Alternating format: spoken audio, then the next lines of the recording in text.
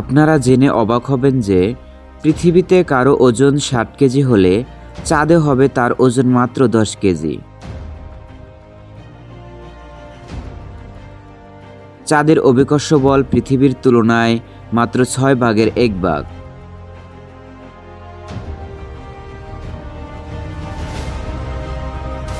চাঁদে কোনো উল্লেখযোগ্য বায়ুমণ্ডল বা তরল পানি নেই।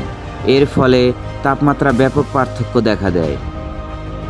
দিনের বেলায় তাপমাত্রা ১২০ ডিগ্রি সেলসিয়াস পর্যন্ত পৌঁছে যায় এবং তা রাতের বেলায় -১৩০ ডিগ্রি পর্যন্ত নেমে আসে। চাঁদের নিজস্ব কোনো আলো নেই।